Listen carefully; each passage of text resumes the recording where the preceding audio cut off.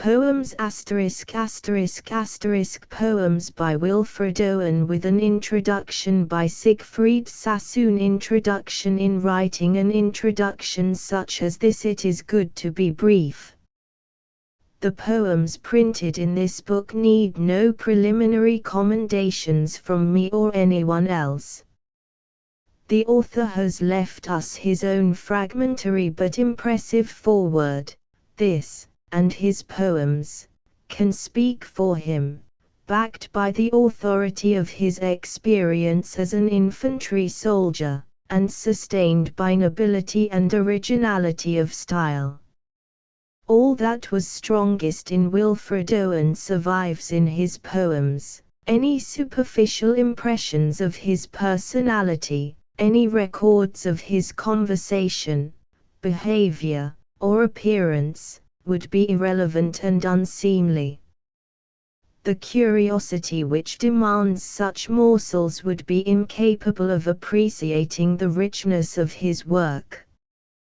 The discussion of his experiments in assonance and dissonance, of which strange meeting is the finest example, may be left to the professional critics of verse, the majority of whom will be more preoccupied with such technical details than with the profound humanity of the self-revelation manifested in such magnificent lines as those at the end of his Apologia pro Poemate meo, and in that other poem which he named Greater Love. The importance of his contribution to the literature of the war cannot be decided by those who, like myself, both admired him as a poet and valued him as a friend.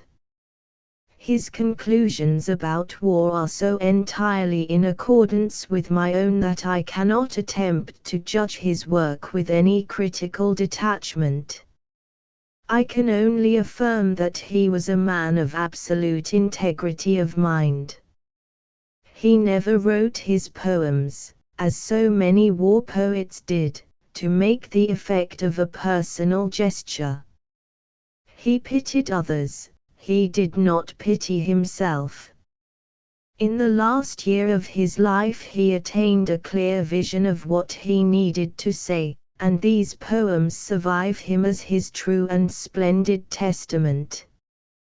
Wilfred Owen was born at Oswestry on the 18th of March, 1893. He was educated at the Birkenhead Institute, and matriculated at London University in 1910. In 1913 he obtained a private tutorship near Bordeaux, where he remained until 1915. During this period he became acquainted with the eminent French poet, Laurent Tailhade, to whom he showed his early verses, and from whom he received considerable encouragement.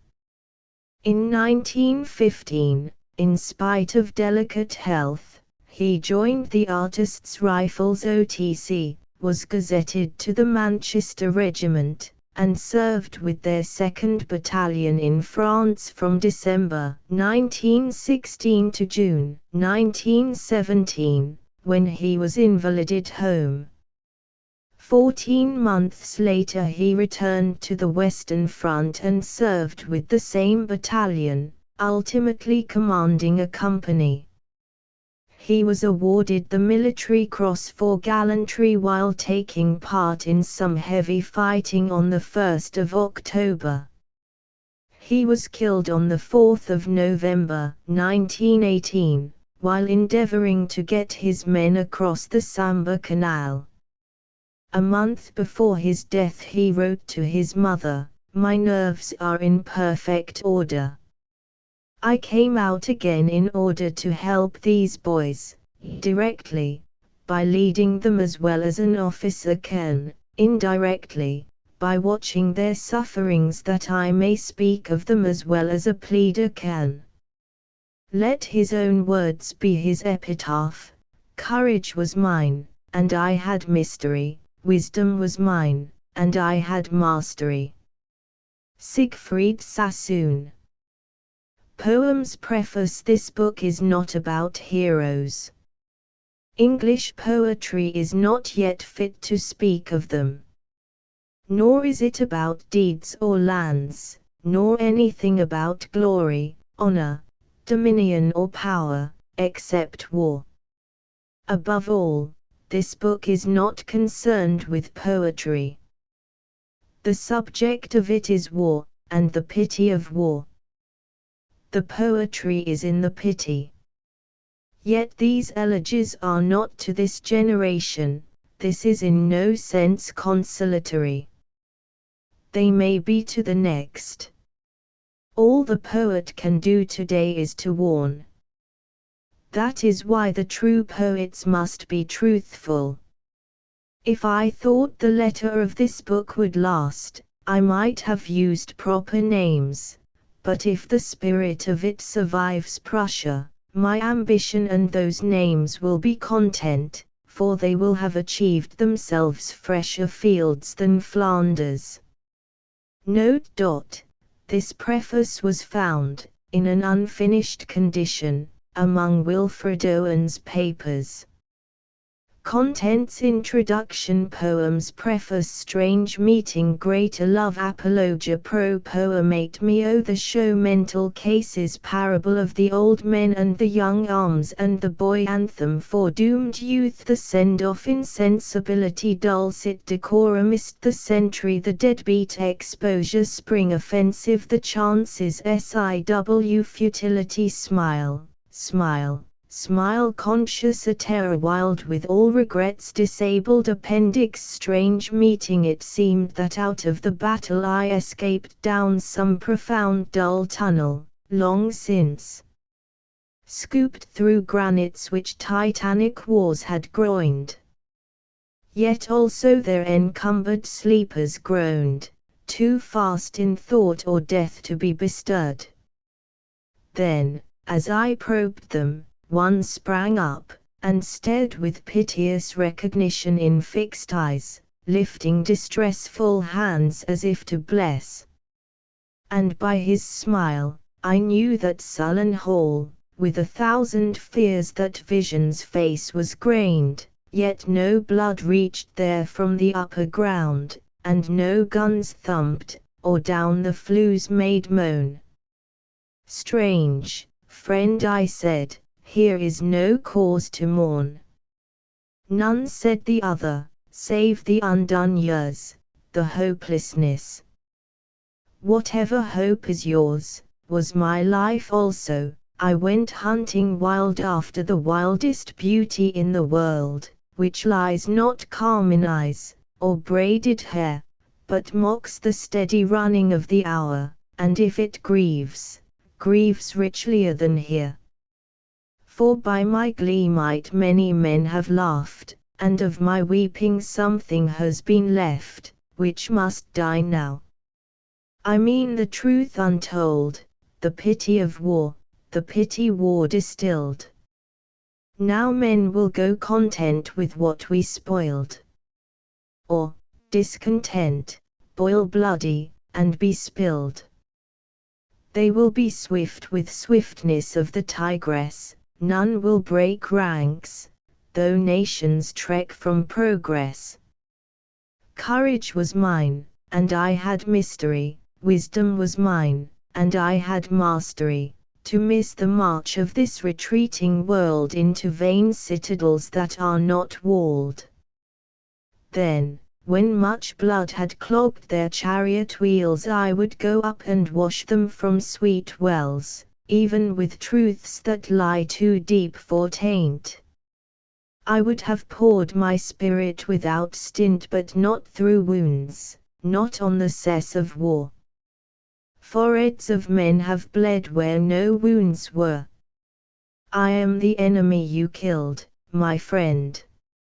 I knew you in this dark, for so you frowned yesterday through me as you jabbed and killed.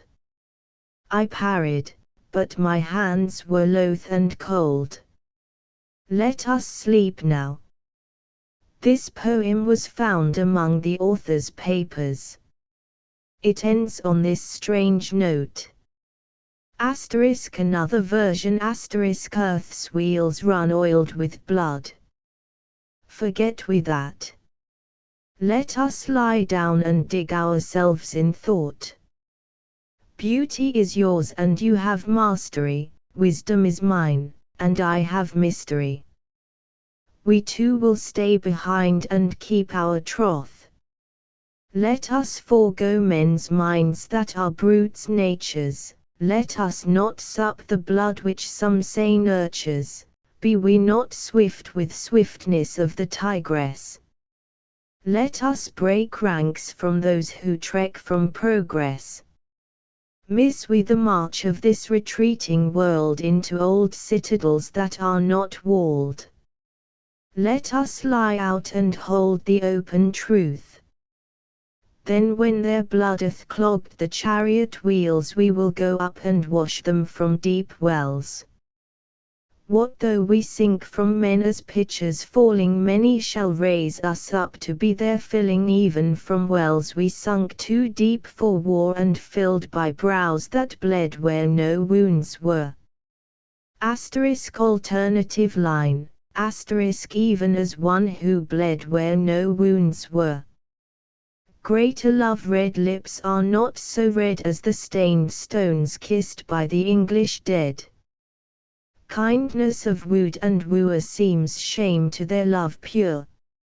O love, your eyes lose allure when I behold eyes blinded in my stead. Your slender attitude trembles not exquisite like limbs knife skewed, rolling and rolling there where God seems not to care, till the fierce love they bear cramps them in death's extreme decrepitude. Your voice sings not so soft, though even as wind murmuring through raftered loft, your dear voice is not dear, gentle, and evening clear, as theirs whom none now hear now earth has stopped their piteous mouths that coughed.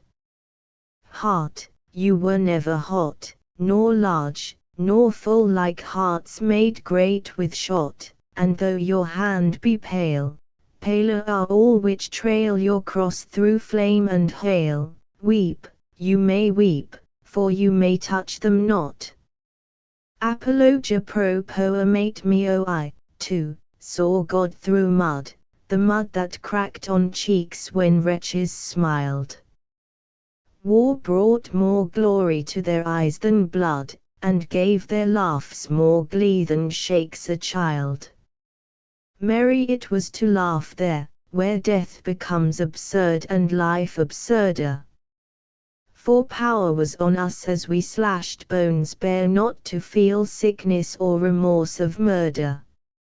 I, too, have dropped off fear, behind the barrage, dead as my platoon, and sailed my spirit surging, light and clear past the entanglement where hopes lay strewn, and witnessed exultation, faces that used to curse me, scowl for scowl, shine and lift up with passion of oblation, seraphic for an hour, though they were foul. I have made fellowships, untold of happy lovers in old song.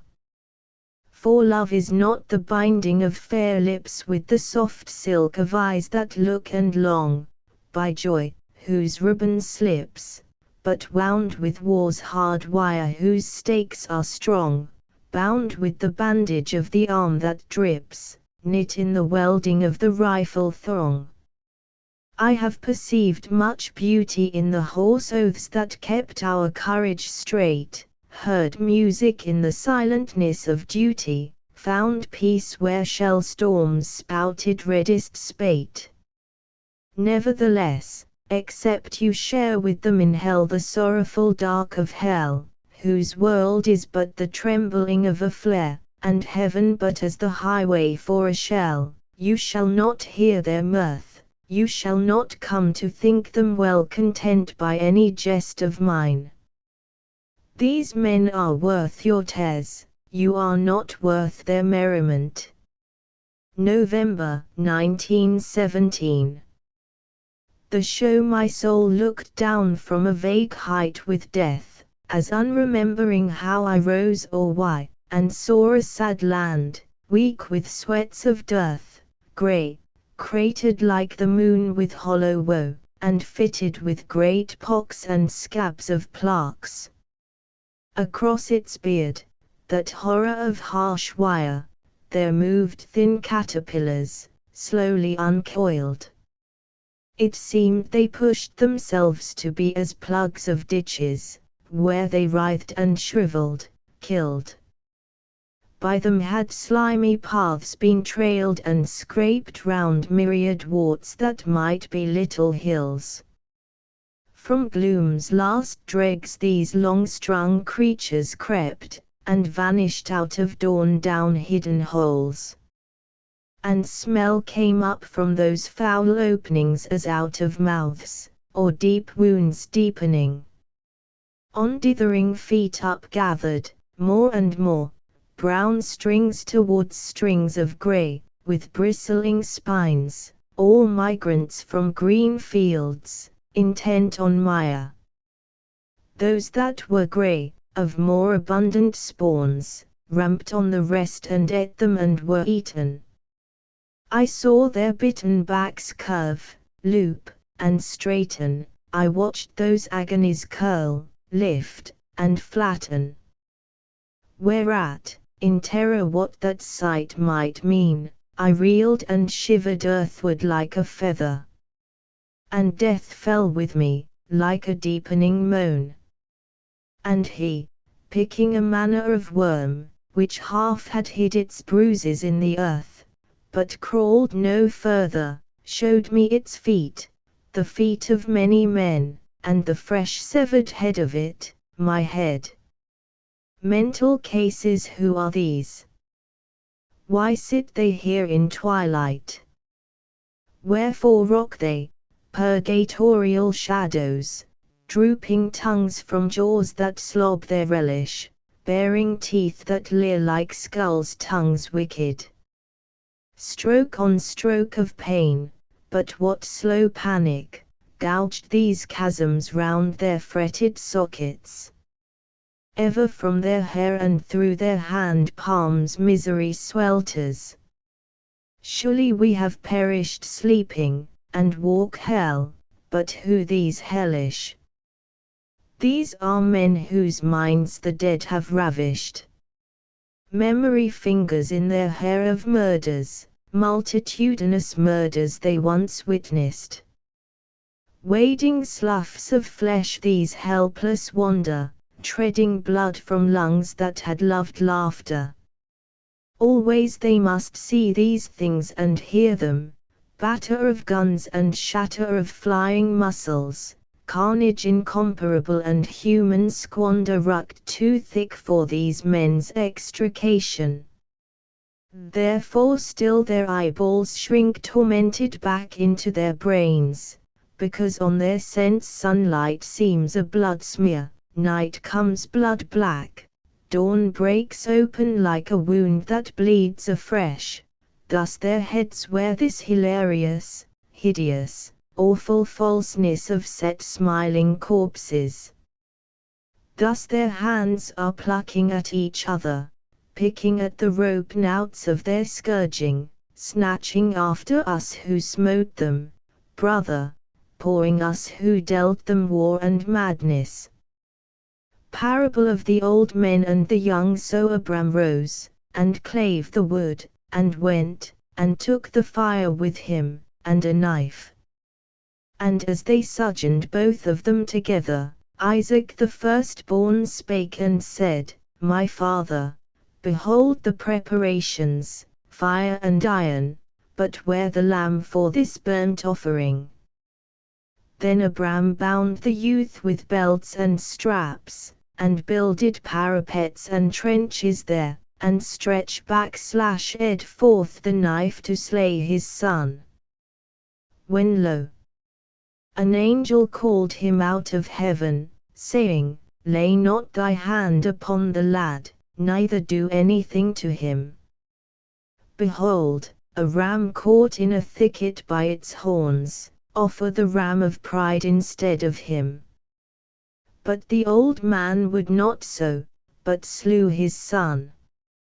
Arms and the boy let the boy try along this bayonet blade how cold steel is, and keen with hunger of blood, blue with all malice, like a madman's flash, and thinly drawn with famishing for flesh. Lend him to stroke these blind, blunt bullet heads which long to muzzle in the hearts of lads. Or give him cartridges of fine zinc teeth, sharp with the sharpness of grief and death. For his teeth seem for laughing round an apple. There lurk no claws behind his fingers supple, and God will grow no talons at his heels, nor antlers through the thickness of his curls. Anthem for doomed youth, what passing bells for these who die as cattle. Only the monstrous anger of the guns. Only the stuttering rifle's rapid rattle can patter out their hasty orisons. No mockeries for them, no prayers nor bells, nor any voice of mourning save the choirs, the shrill, demented choirs of wailing shells, and bugles calling for them from sad shires. What candles may be held to speed them all? Not in the hands of boys, but in their eyes shall shine the holy glimmers of goodbyes. The pallor of girls' brows shall be their pall, their flowers the tenderness of patient minds, and each slow dusk a drawing down of blinds. The send-off down the close, darkening lanes they sang their way to the siding shed, and lined the train with faces grimly gay. Their breasts were stuck all white with wreath and spray as men's are, dead. Dull porters watched them, and a casual tramp stood staring hard, sorry to miss them from the upland camp. Then, unmoved, signals nodded, and a lamp winked to the god. So secretly, like wrongs hushed up, they went. They were not ours, we never heard to which front these were sent. Nor there if they yet mock what women meant who gave them flowers. Shall they return to beatings of great bells in wild train loads? A few, too few for drums and yells, may creep back, silent, to still village wells up half-known roads. Insensibility I happy are men who yet before they are killed can let their veins run cold. Whom no compassion flees or makes their feet sore on the alleys cobbled with their brothers. The front line withers, but they are troops who fade, not flowers for poets tearful fooling, men, gaps for filling losses who might have fought longer, but no one bothers. Two and some cease feeling even themselves or for themselves. Dullness best solves the tease and doubt of shelling, and chance's strange arithmetic comes simpler than the reckoning of their shilling. They keep no check on armies' decimation. 3 happy are these who lose imagination, they have enough to carry with ammunition. Their spirit drags no pack. Their old wounds save with cold cannot more ache. Having seen all things red, their eyes are rid of the hurt of the color of blood forever. And terror's first constriction over, their hearts remain small drawn.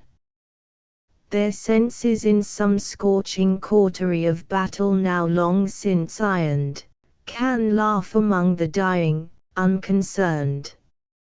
For happy the soldier home, with not a notion how somewhere, every dawn, some men attack, and many sighs are drained. Happy the lad whose mind was never trained, his days are worth forgetting more than not. He sings along the march which we march taciturn, because of dusk, the long, forlorn, relentless trend from larger day to huger night. We wise, who with a thought besmirch blood over all our soul, how should we see our task but through his blunt and lashless eyes? Alive, he is not vital overmuch, dying, not mortal overmuch, nor sad, nor proud, nor curious at all. He cannot tell old men's placidity from his. 6 But cursed are dullards whom no cannon stuns, that they should be as stones. Wretched are they, and mean with paucity that never was simplicity.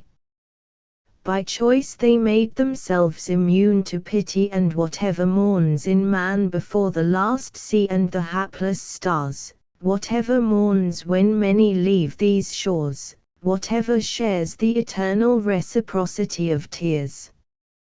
Dulcet decorum ist bent double, like old beggars under sacks, knock-kneed, coughing like hags, we cursed through sludge, till on the haunting flares we turned our backs, and towards our distant rest began to trudge. Men marched asleep. Many had lost their boots, but limped on, bloodshod. All went lame, all blind, drunk with fatigue, deaf even to the hoots of gas shells dropping softly behind. Gas! Gas! Quick, boys, an ecstasy of fumbling fitting the clumsy helmets just in time, but someone still was yelling out and stumbling and floundering like a man in fire or lime. Dim through the misty panes and thick green light, as under a green sea, I saw him drowning. In all my dreams before my helpless sight he plunges at me, guttering, choking, drowning. If in some smothering dreams, you too could pace behind the wagon that we flung him in, and watch the white eyes writhing in his face, his hanging face, like a devil sick of sin, if you could hear, at every jolt, the blood come gargling from the froth-corrupted lungs bitter as the cud of vile, incurable sores on innocent tongues, my friend, you would not tell with such high zest to children ardent for some desperate glory, the old lie, dulcet decorum est pro patria mori. The sentry we'd found an old Boche dugout, and he knew, and gave us hell, for shell on frantic shell hammered on top, but never quite burst through. Rain, guttering down in waterfalls of slime kept slush waist high, that rising hour by hour, choked up the steps too thick with clay to climb. What murk of air remained stank old, and sour with fumes of whiz-bangs, and the smell of men who'd lived their years, and left their curse in the den, if not their corpses. There we herded from the blast of whiz-bangs, but one found our door at last. Buffeting eyes and breath, snuffing the candles. And thud. Flump. Thud. Down the steep steps came thumping and splashing in the flood, deluging muck, the sentry's body, then his rifle, handles of old Boche bombs, and mud in ruck on ruck. We dredged him up, for killed, until he whined, "Oh sir, my eyes, I'm blind, I'm blind, I'm blind." Coaxing, I held a flame against his lids and said if he could see the least blurred light he was not blind, in time he'd get all right. "I can't," he sobbed.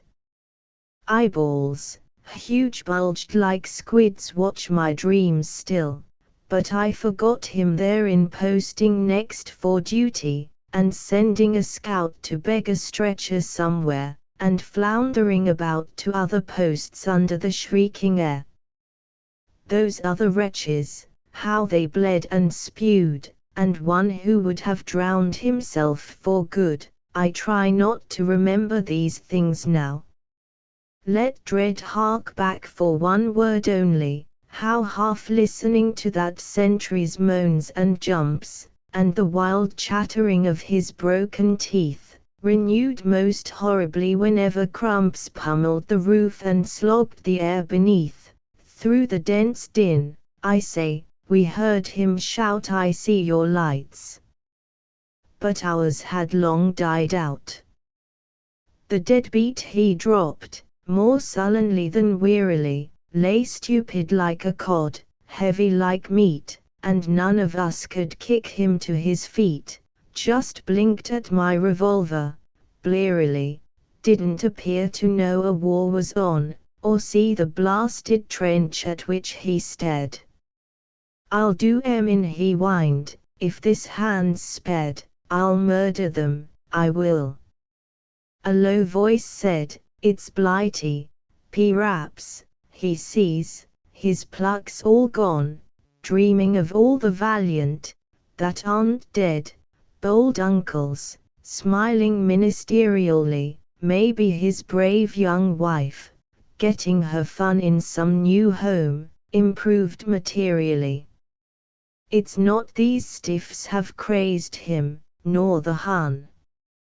We sent him down at last, out of the way. Unwounded, stout lad, too, before that strafe. Malingering. Stretcher-bearers winked, not half. Next day I heard the doc's well-whiskered laugh, "That scum you sent last night soon died." Hooray!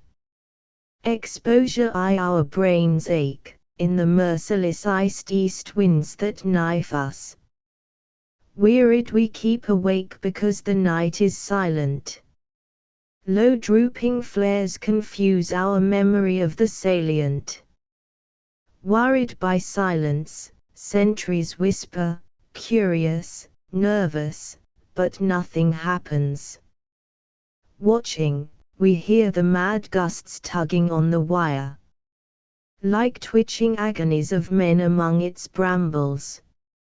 Northward incessantly, the flickering gunnery rumbles, far off, like a dull rumor of some other war.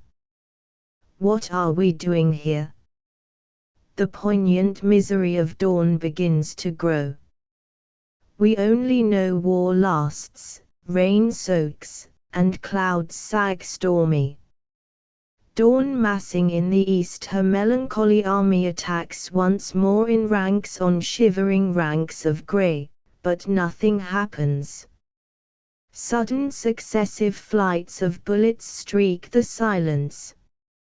Less deadly than the air that shudders black with snow, with sidelong flowing flakes that flock, pause and renew, we watch them wandering up and down the wind's nonchalance, but nothing happens. Two pale flakes with lingering stealth come feeling for our faces, we cringe in holes, back on forgotten dreams, and stare, snow-dazed, deep into grassier ditches. So we drowse, sun-dozed, littered with blossoms trickling where the blackbird fusses. Is it that we are dying? Slowly our ghosts drag home, glimpsing the sunk fires glossed with crusted dark red jewels. Crickets jingle there, for hours the innocent mice rejoice. The house is theirs, shutters and doors all closed, on us the doors are closed, we turn back to our dying. Since we believe not otherwise can kind fires burn, nor ever suns smile true on child, or field, or fruit.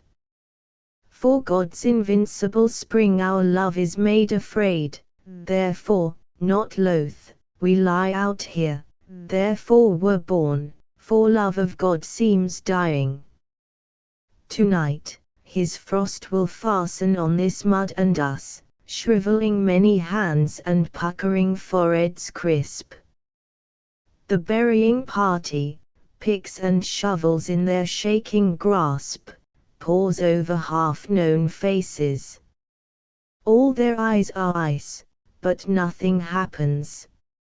Spring offensive halted against the shade of a last hill. They fed, and, lying easy, were at ease and, finding comfortable chests and knees, carelessly slept. But many there stood still to face the stark, blank sky beyond the ridge, knowing their feet had come to the end of the world. Marveling they stood, and watched the long grass swirled by the May breeze, murmurous with wasp and midge, for though the summer oozed into their veins like the injected drug for their bones' pains, sharp on their souls hung the imminent line of grass, fearfully flashed the sky's mysterious glass. Hour after hour they ponder the warm field, and the far valley behind, where the buttercups had blessed with gold their slow boots coming up, where even the little brambles would not yield, but clutched and clung to them like sorrowing hands. They breathe like trees unstirred. Till like a cold gust thrilled the little word at which each body and its soul begird and tightened them for battle. No alarms of bugles, no high flags, no clamorous haste, only a lift and flare of eyes that faced the sun, like a friend with whom their love is done. O larger shone that smile against the sun, mightier than his whose bounty these have spurned. So, soon they topped the hill, and raced together over an open stretch of herb and heather exposed. And instantly the whole sky burned with fury against them, and soft sudden cups opened in thousands for their blood, and the green slopes chasmed and steepened sheer to infinite space. Of them who running on that last high place leapt to swift unseen bullets, or went up on the hot blast and fury of hell's upsurge, or plunged and fell away past this world's verge, some say God caught them even before they fell. But what say such as from existence brink ventured but drave too swift to sink? The few who rushed in the body to enter hell, and there out-fiending all its fiends and flames with superhuman inhumanities, long famous glories, immemorial shames, and crawling slowly back, have by degrees regained cool peaceful air in wonder. Why speak they not of comrades that went under? The chances I mind as 'ow the night afore that show us five got talking, we was in the know, over the top to Mora, boys, we're for it, first wave we are, first ruddy wave, that's tore it. Ah well says Jimmy, and he's seen some scrappin', there ain't more nor 5 things as can happen. You get knocked out, else wounded, bad or cushy, scuppered, or nout except you're feeling mushy. One of us got the knockout, blown to chops. T'other was hurt, like, losin' both his props. And one, to use the word of hypocrites, 'ad the misfortune to be took by Fritz. Now me, I wasn't scratched, praise God Almighty, though next time please I'll thank him for a blighty, but poor young Jim, 'e's living and 'e's not, 'e reckoned 'e'd 5 chances, and 'e's 'ad, 'e's wounded, killed, and prisoner, all the lot, the ruddy lot all rolled in one. Jim's mad. I will to the king, and offer him consolation in his trouble, for that man there has set his teeth to die, and being one that hates obedience, discipline, and orderliness of life, I cannot mourn him. W. B. Yeats. Patting goodbye, doubtless they told the lad he'd always show the Hun a brave man's face. Father would sooner him dead than in disgrace, was proud to see him going, aye, and glad. Perhaps his mother whimpered how she'd fret until he got a nice, safe wound to nurse. Sisters would wish girls too could shoot, charge, curse. Brothers would send his favorite cigarette, each week, month after month. They wrote the same, thinking him sheltered in some YM hut, where once an hour a bullet missed its aim and Mrs. teased the hunger of his brain. His eyes grew old with wincing, and his hand reckless with ugh. Courage leaked, as sand from the best sandbags after years of rain. But never leave, wound, fever, trench foot, shock, untrapped the wretch. And death seemed still withheld for torture of lying machinally shelled, at the pleasure of this world's powers who'd run amok. He'd seen men shoot their hands, on night patrol, their people never knew. Yet they were vile. Death sooner than dishonor, that's the style. So father said. One dawn, our wire patrol carried him. This time, death had not missed. We could do nothing, but wipe his bleeding cough. Could it be accident, rifles go off? Not sniped. No. Later they found the English ball. It was the reasoned crisis of his soul. Against the fires that would not burn him whole but kept him for death's perjury and scoff and life's half-promising, and both their riling. With him they buried the muzzle his teeth had kissed, and truthfully wrote the mother Tim died smiling. Futility moved him into the sun, gently its touch awoke him once, at home, whispering of fields unsown. Always it woke him, even in France, until this morning and this snow. If anything might rouse him now the kind old sun will know. Think how it wakes the seeds, woke, once, the clays of a cold star.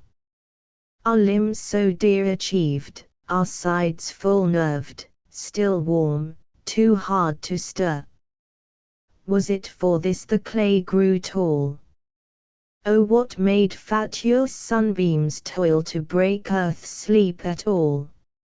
Smile, smile, smile head to limp head, the sunk-eyed wounded scanned yesterday's mail, the casualties, typed small, and, large, vast booty from our latest haul. Also, they read of cheap homes, not yet planned, for, said the paper, when this war is done the men's first instinct will be making homes. Meanwhile their foremost need is aerodromes, it being certain war has just begun. Peace would do wrong to our undying dead, the sons we offered might regret they died if we got nothing lasting in their stead. We must be solidly indemnified. Though all be worthy victory which all bought, we rulers sitting in this ancient spot would wrong our very selves if we forgot the greatest glory will be theirs who fought, who kept this nation in integrity. Nation, the half-limbed readers did not chafe but smiled at one another curiously like secret men who know their secret safe. This is the thing they know and never speak, that England one by one had fled to France, not many elsewhere now save under France. Pictures of these broad smiles appear each week, and people in whose voice real feeling rings say, how they smile. They're happy now, Poor things. The 23rd of September, 1918. Conscious his fingers wake, and flutter up the bed. His eyes come open with a pool of wool, helped by the yellow mayflowers by his head. A blind cord drawls across the window sill. How smooth the floor of the ward is. What a rug. And who's that talking, somewhere out of sight? Why are they laughing? What's inside that jug? Nurse. Doctor. Yes, all right, all right. But sudden dusk bewilders all the air, there seems no time to want a drink of water. Nurse looks so far away. And everywhere music and roses burnt through crimson slaughter. Cold, cold, he's cold, and yet so hot, and there's no light to see the voices by, no time to dream, and ask, he knows not what. A terror, being the philosophy of many soldiers. Sit on the bed, I'm blind, and 3 parts shell. Be careful, can't shake hands now, never shall. Both arms have mutinied against me, brutes. My fingers fidget like 10 idle brats. I tried to peg out soldierly, no use. One dies of war like any old disease. This bandage feels like pennies on my eyes. I have my medals, discs to make eyes close. My glorious ribbons, ripped from my own back in scarlet shreds. That's for your poetry book. A short life and a merry one, my brick. We used to say we'd hate to live dead old, yet now I'd willingly be puffy, bald, and patriotic. Buffers catch from boys at least the jokes hurled at them. I suppose little I'd ever teach a son, but hitting, shooting, war, hunting, all the arts of hurting.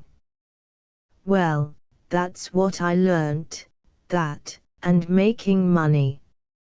Your 50 years ahead seem none too many. Tell me how long I've got. God.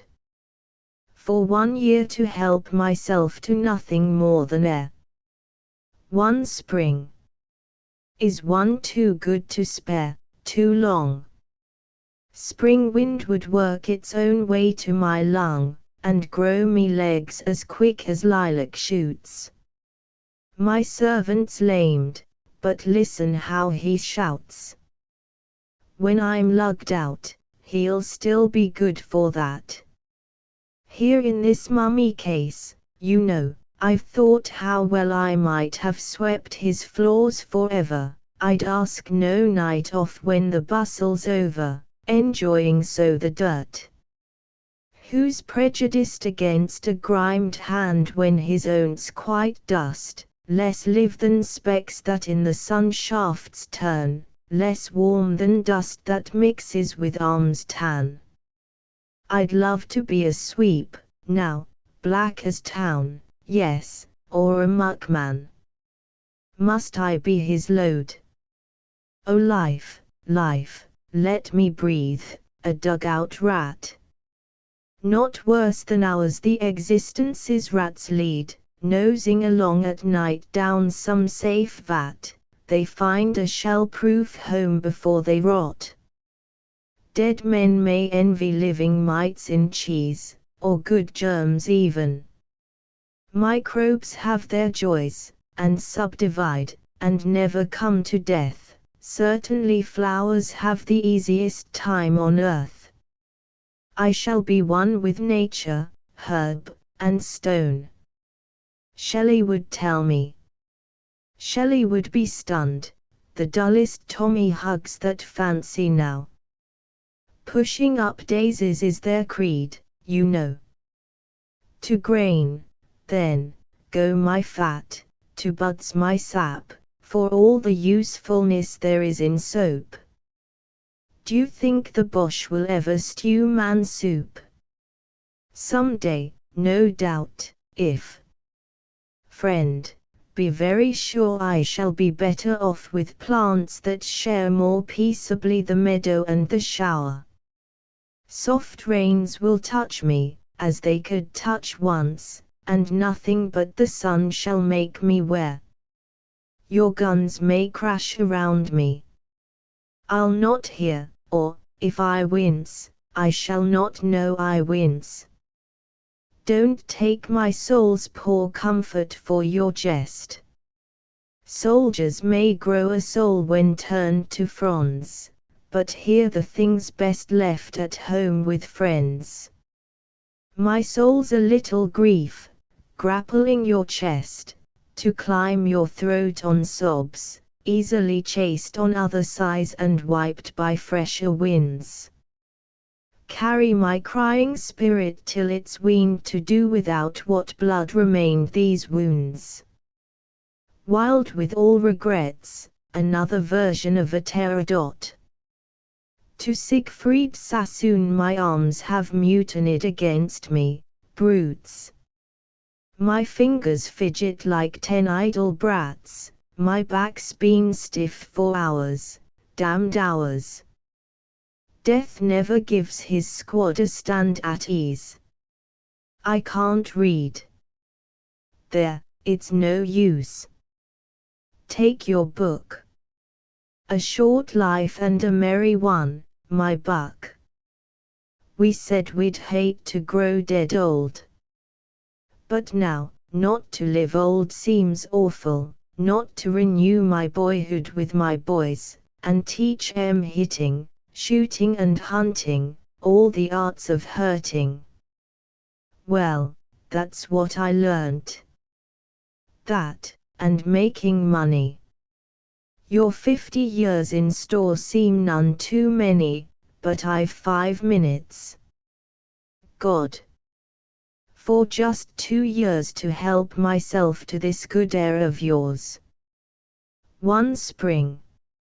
Is one too hard to spare? Too long? Spring air would find its own way to my lung, and grow me legs as quick as lilac shoots. Yes, there's the orderly.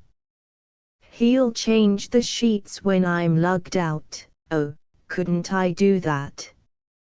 Here in this coffin of a bed, I've thought I'd like to kneel and sweep his floors forever, and ask no nights off when the bustle's over, for I'd enjoy the dirt, who's prejudiced against a grimed hand when his own's quite dust, less live than specks that in the sun shafts turn.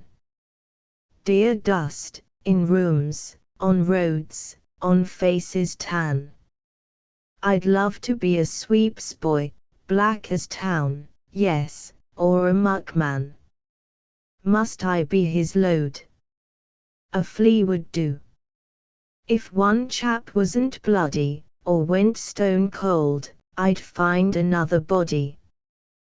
Which I shan't manage now. Unless it's yours. I shall stay in you, friend, for some few hours. You'll feel my heavy spirit chill your chest, and climb your throat on sobs, until it's chased on sighs, and wiped from off your lips by wind. I think on your rich breathing, brother, I'll be weaned to do without what blood remained me from my wound. The 5th of December, 1917.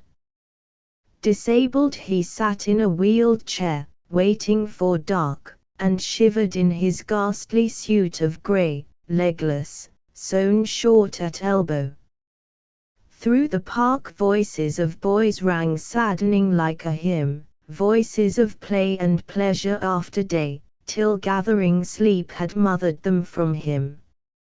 About this time town used to swing so gay when glow lamps budded in the light blue trees and girls glanced lovelier as the air grew dim, in the old times, before he threw away his knees. Now he will never feel again how slim girls' waists are, or how warm their subtle hands, all of them touch him like some queer disease. There was an artist silly for his face, for it was younger than his youth, last year. Now he is old, his back will never brace, he's lost his color very far from here, poured it down shell holes till the veins ran dry, and half his lifetime lapsed in the hot race, and leap of purple spurted from his thigh. One time he liked a blood smear down his leg, after the matches carried shoulder high. It was after football, when he'd drunk a peg, he thought he'd better join. He wonders why. Someone had said he'd look a god in kilts. That's why, and maybe, too, to please his Meg, that was it. To please the giddy jilts, he asked to join. He didn't have to beg, smiling they wrote his lie, aged 19 years. Germans he scarcely thought of, and no fears of fear came yet. He thought of jeweled hilts for daggers in plaid socks, of smart salutes, and care of arms, and leave, and pay arrears. Esprit de corps, and hints for young recruits. And soon, he was drafted out with drums and cheers. Some cheered him home, but not as crowds cheer goal. Only a solemn man who brought him fruits thanked him, and then inquired about his soul. Now, he will spend a few sick years in institutes, and do what things the rules consider wise, and take whatever pity they may dole. Tonight he noticed how the women's eyes passed from him to the strong men that were whole. How cold and late it is. Why don't they come and put him into bed? Why don't they come? The end after the blast of lightning from the east. The flourish of loud clouds, the chariot thrown, after the drums of time have rolled and ceased and from the bronze west long retreat is blown, shall life renew these bodies? Of a truth all death will he annul, all tears assuage. Or fill these void veins full again with youth and wash with an immortal water age. When I do ask white age, he saith not so, my head hangs weighed with snow. And when I hearken to the earth she saith my fiery heart sinks aching. It is death. Mine ancient scars shall not be glorified nor my titanic tears the seas be dried. End of original text. Appendix General Notes. Due to the general circumstances surrounding Wilfred Owen, and his death 1 week before the war ended, it should be noted that these poems are not all in their final form. Owen had only had a few of his poems published during his lifetime, and his papers were in a state of disarray when Siegfried Sassoon, his friend and fellow poet, put together this volume. The 1920 edition was the first edition of Owen's poems. The 1921 reprint, of which this is a transcript, added one more, and nothing else happened until Edmund Blunden's 1931 edition. Even with that edition, there remained gaps, and several more editions added more and more poems and fragments, in various forms, as it was difficult to tell which of Owen's drafts were his final ones, until John Stalworthy's complete poems and fragments, 1983, included all that could be found, and tried to put them in chronological order, with the latest revisions, etc. Therefore, it should not be surprising if some or most of these poems differ from later editions. After Owen's death, his writings gradually gained preeminence, so that, although virtually unknown during the war, he came into high regard. Benjamin Britten, the British composer who set 9 of Owen's works as the text of his war requiem, shortly after the Second World War, called Owen by far our greatest war poet, and one of the most original poets of this century. Owen is especially noted for his use of para-rhyme. 5 of those 9 texts are some form of poems included here, to wit, Anthem for Doomed Youth, Futility, Parable of the Old Men and the Young, The End, and Strange Meeting. The other 4 were, Bugles Sang, The Next War, Sonnet, Be Slowly Lifted Up, and At a Calvary Near the Anchor, all of which the reader may wish to pursue, being some of Owen's finest work. Fortunately, the poem which I consider his best, and which is one of his most quoted, Dulcet Decorum Est, is included in this volume. Transcriber's specific notes: Blighty, England, or a wound that would take a soldier home, to England. SIW, self-inflicted wound. Parable of the Old Men and the Young, a retold story from the Bible, but with a different ending. The phrase Abram bound the youth with belts and straps refers to the youth who went to war, with all their equipment belted and strapped on. Other versions of this poem have an additional line. Dulcet decorum est. The phrase dulcet decorum est pro patria mori is a Latin phrase from Horace, and translates literally something like sweet and proper it is for your country, fatherland, to die. The poem was originally intended to be addressed to an author who had written war poems for children.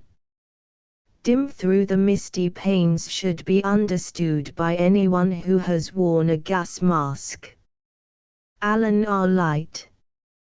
Monroe, North Carolina, July, 1997. End of the Project Gutenberg ebook poems updated editions will replace the previous one, the old editions will be renamed.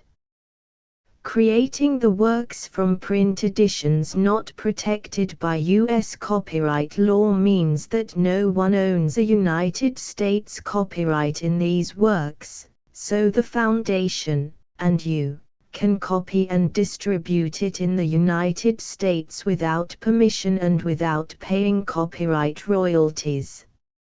Special rules, set forth in the general terms of use part of this license, apply to copying and distributing Project Gutenberg trademark symbol electronic works to protect the Project Gutenberg trademark symbol concept and trademark. Project Gutenberg is a registered trademark, and may not be used if you charge for an ebook, except by following the terms of the trademark license, including paying royalties for use of the Project Gutenberg trademark.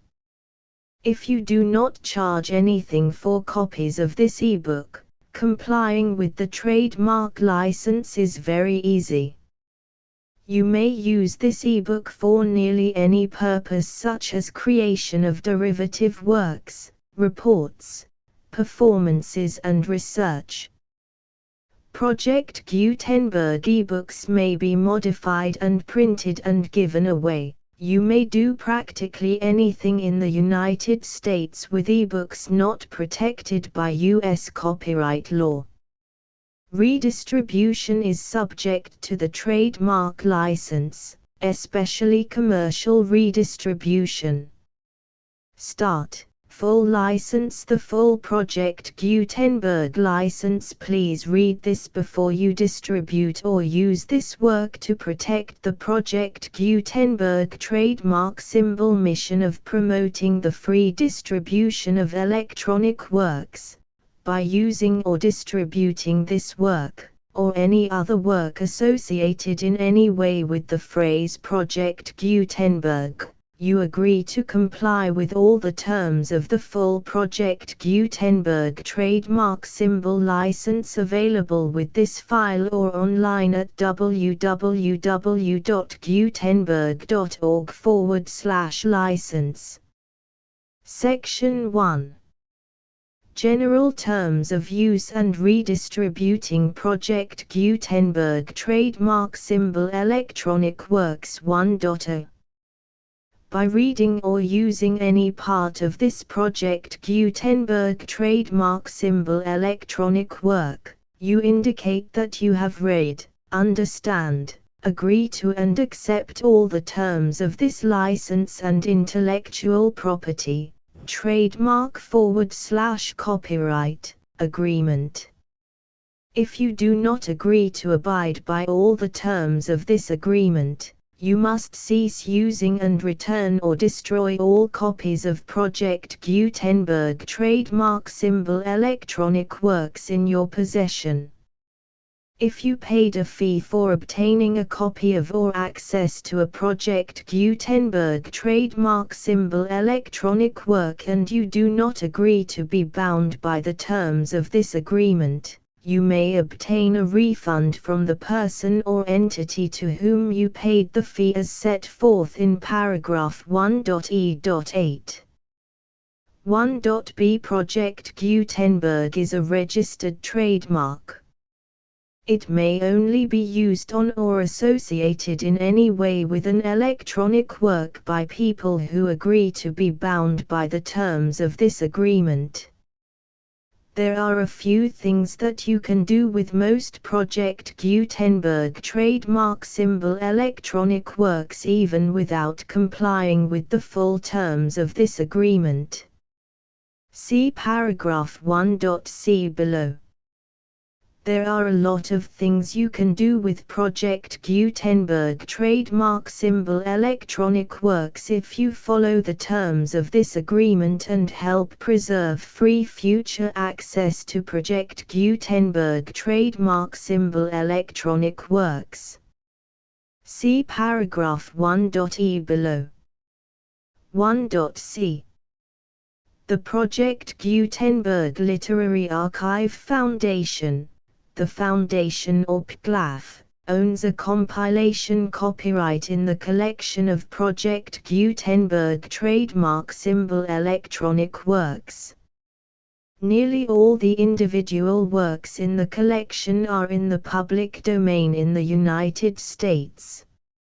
If an individual work is unprotected by copyright law in the United States and you are located in the United States, we do not claim a right to prevent you from copying, distributing, performing, displaying or creating derivative works based on the work as long as all references to Project Gutenberg are removed. Of course, we hope that you will support the Project Gutenberg trademark symbol mission of promoting free access to electronic works by freely sharing Project Gutenberg trademark symbol works in compliance with the terms of this agreement for keeping the Project Gutenberg trademark symbol name associated with the work. You can easily comply with the terms of this agreement by keeping this work in the same format with its attached full Project Gutenberg trademark symbol license when you share it without charge with others. 1.d.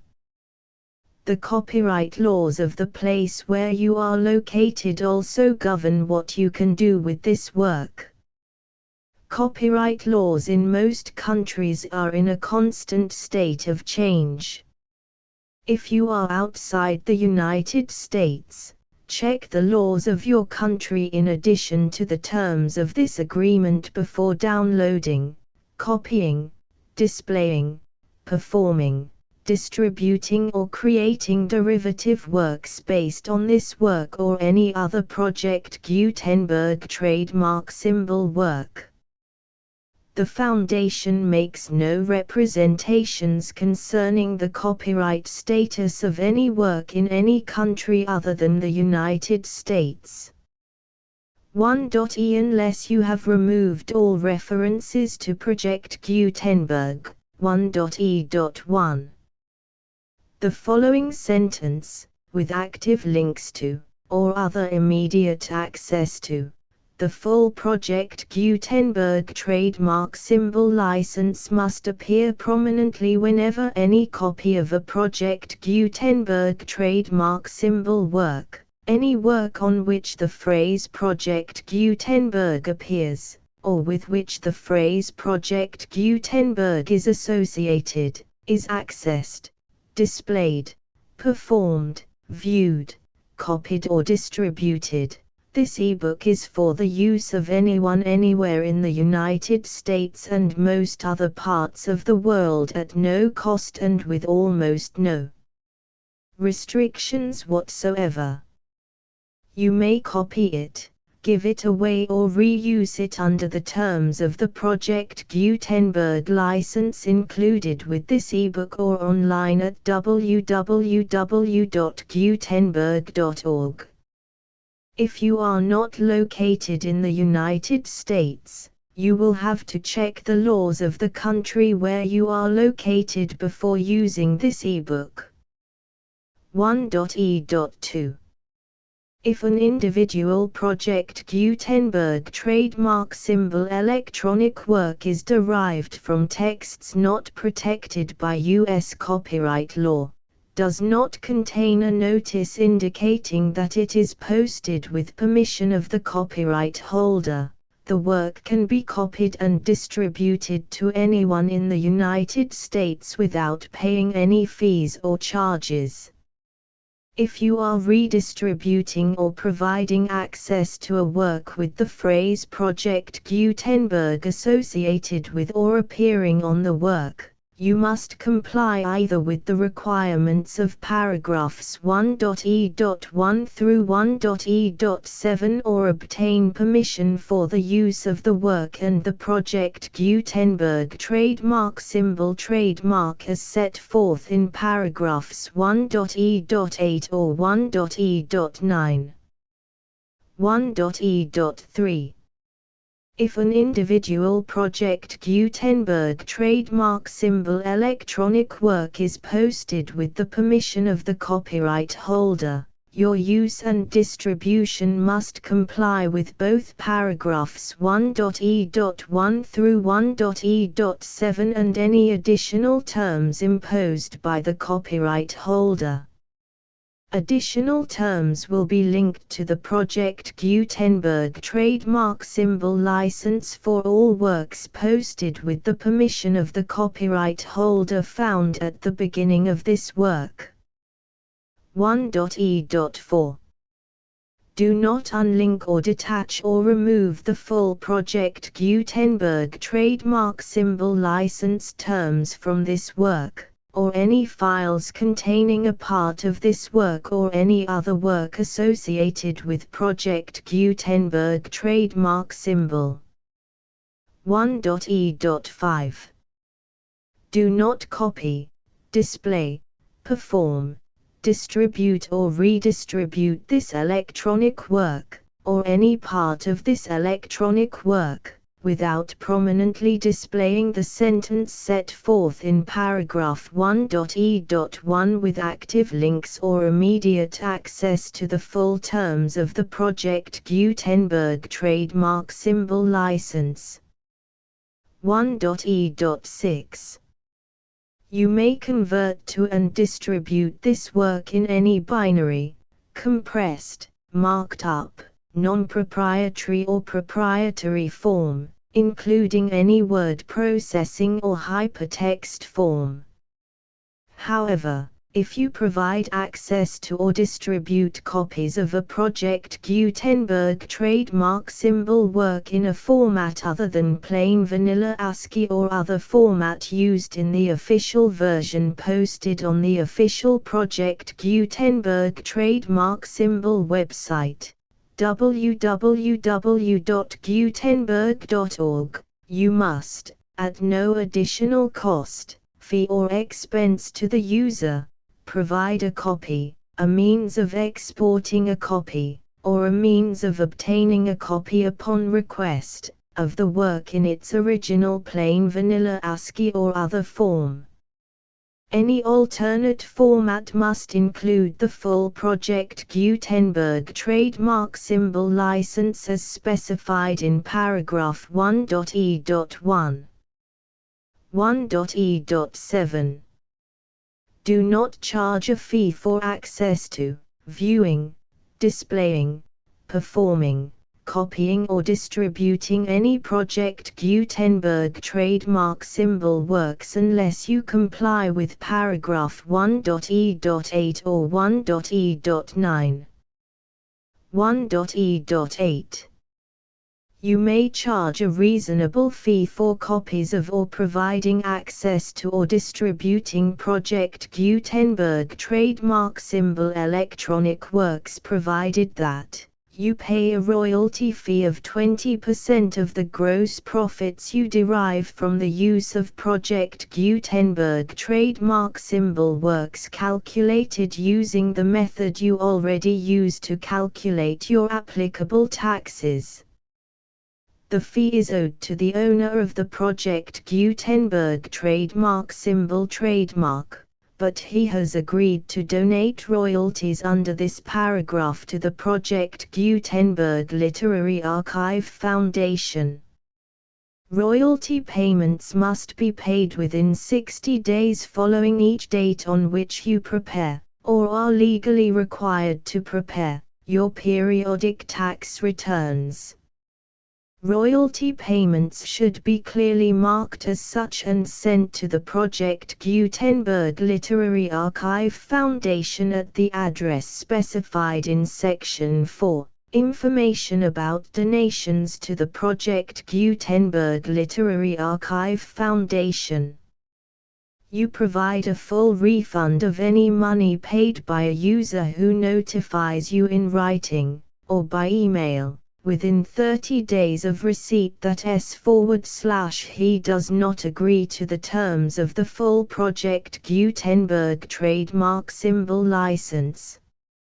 You must require such a user to return or destroy all copies of the works possessed in a physical medium and discontinue all use of and all access to other copies of Project Gutenberg trademark symbol works. You provide, in accordance with paragraph 1.f.3, a full refund of any money paid for a work or a replacement copy, if a defect in the electronic work is discovered and reported to you within 90 days of receipt of the work. You comply with all other terms of this agreement for free distribution of Project Gutenberg trademark symbol works. 1.e.9.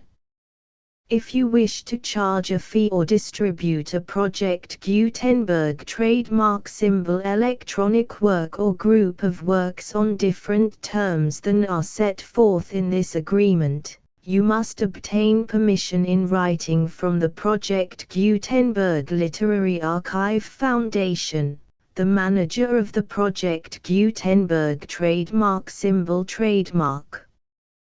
Contact the Foundation as set forth in Section 3 below.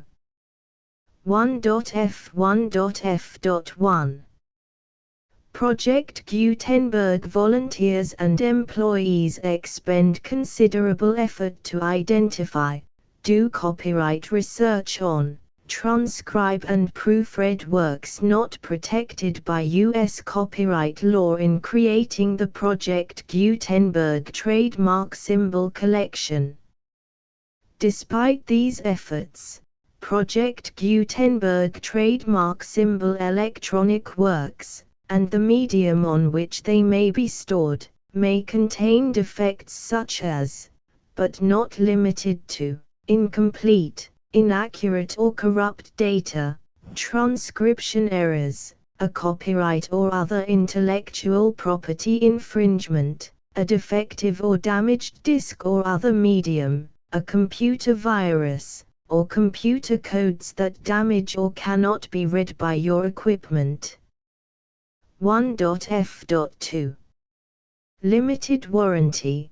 Disclaimer of damages, except for the right of replacement or refund described in paragraph 1.f.3, the Project Gutenberg Literary Archive Foundation, the owner of the Project Gutenberg trademark symbol trademark, and any other party distributing a Project Gutenberg trademark symbol electronic work under this agreement, disclaim all liability to you for damages, costs and expenses, including legal fees.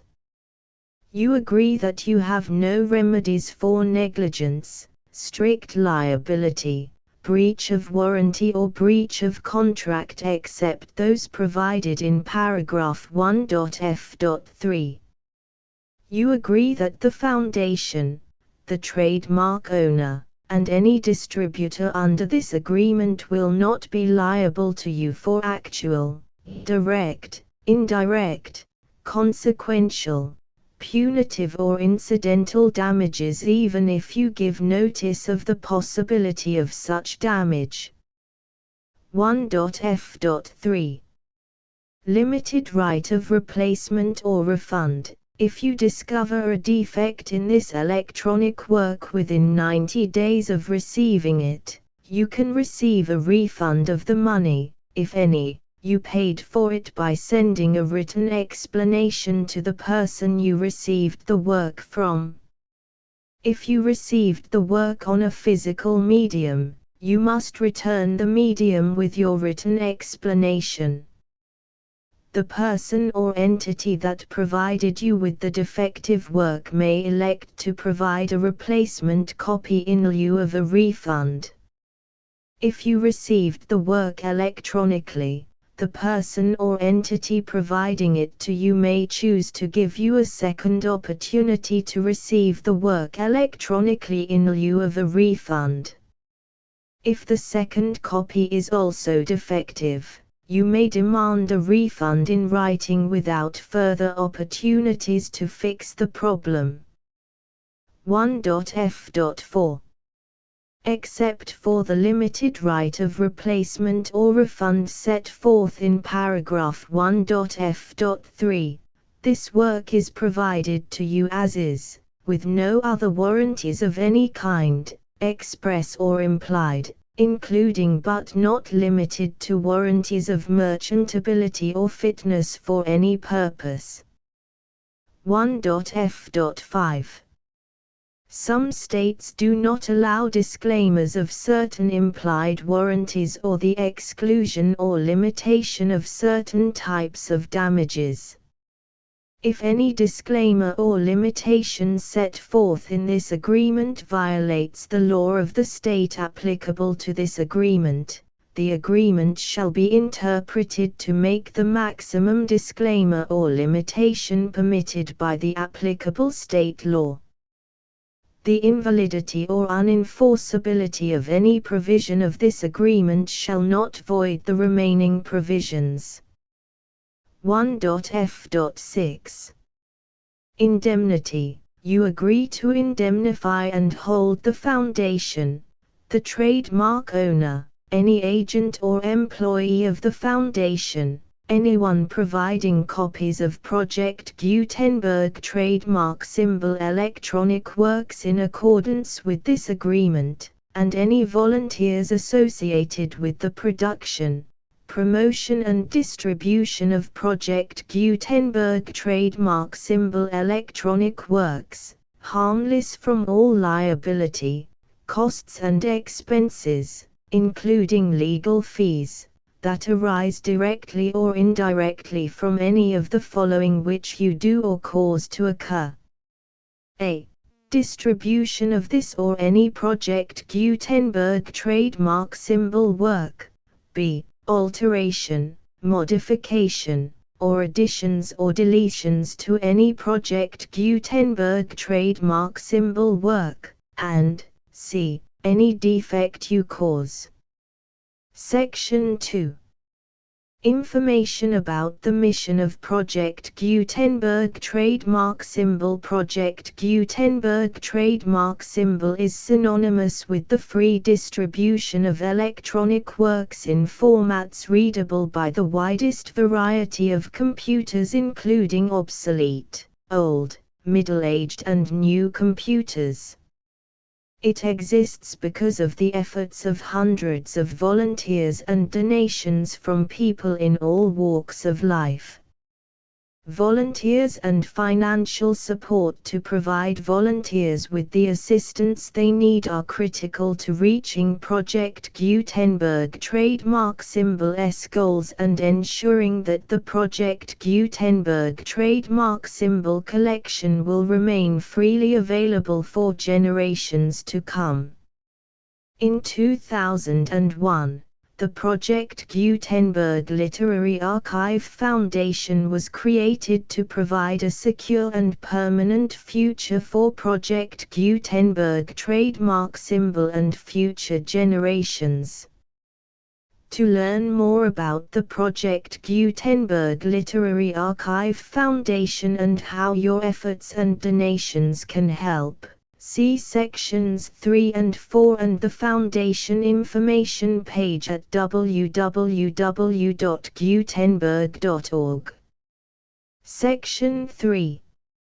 Information about the Project Gutenberg Literary Archive Foundation. The Project Gutenberg Literary Archive Foundation is a non-profit 501(c)(3) educational corporation organized under the laws of the state of Mississippi and granted tax-exempt status by the Internal Revenue Service. The Foundation's IN or Federal Tax Identification Number is 64-6221541. Contributions to the Project Gutenberg Literary Archive Foundation are tax-deductible to the full extent permitted by U.S. federal laws and your state's laws.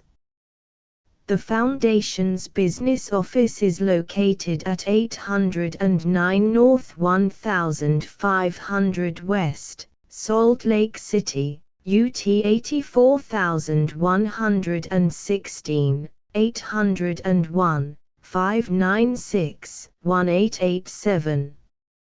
Email contact links and up-to-date contact information can be found at the Foundation's website and official page at www.gutenberg.org/contact section 4. Information about donations to the Project Gutenberg Literary Archive Foundation. Project Gutenberg trademark symbol depends upon and cannot survive without widespread public support and donations to carry out its mission of increasing the number of public domain and licensed works that can be freely distributed in machine-readable form accessible by the widest array of equipment, including outdated equipment. Many small donations, $1 to $5,000, are particularly important to maintaining tax-exempt status with the IRS. The Foundation is committed to complying with the laws regulating charities and charitable donations in all 50 states of the United States. Compliance requirements are not uniform and it takes a considerable effort, much paperwork and many fees to meet and keep up with these requirements. We do not solicit donations in locations where we have not received written confirmation of compliance. To send donations or determine the status of compliance for any particular state, visit www.gutenberg.org/donate. While we cannot and do not solicit contributions from states where we have not met the solicitation requirements, we know of no prohibition against accepting unsolicited donations from donors in such states who approach us with offers to donate. International donations are gratefully accepted, but we cannot make any statements concerning tax treatment of donations received from outside the United States. U.S. laws alone swamp our small staff. Please check the Project Gutenberg web pages for current donation methods and addresses. Donations are accepted in a number of other ways, including checks, online payments and credit card donations. To donate, please visit www.gutenberg.org/donate. Section 5. General information about Project Gutenberg trademark symbol Electronic Works. Professor Michael S. Hart was the originator of the Project Gutenberg trademark symbol concept of a library of electronic works that could be freely shared with anyone. For 40 years, he produced and distributed Project Gutenberg trademark symbol ebooks with only a loose network of volunteer support. Project Gutenberg trademark symbol ebooks are often created from several printed editions, all of which are confirmed as not protected by copyright in the US unless a copyright notice is included. Thus, we do not necessarily keep ebooks in compliance with any particular paper edition. Most people start at our website, which has the main PG search facility, www.gutenberg.org. This website includes information about Project Gutenberg trademark symbol, including how to make donations to the Project Gutenberg Literary Archive Foundation, how to help produce our new ebooks, and how to subscribe to our email newsletter to hear about new ebooks. Poems with an Introduction by Siegfried Sassoon. Introduction Poems. Preface. Strange Meeting. Greater Love. Apologia. Pro Poemate Me. Oh, the show. Mental Cases. Parable of the Old Men and the Young. Arms and the Boy. Anthem for Doomed Youth. The Send-Off. Insensibility. Dulcet Decorum. Missed the Century. The Deadbeat. Exposure. Spring Offensive. The Chances. SIW. Futility. Smile. Smile. Smile. Conscious. A Terror. Wild with All Regrets. Disabled. The End. Appendix. The Full Project Gutenberg License.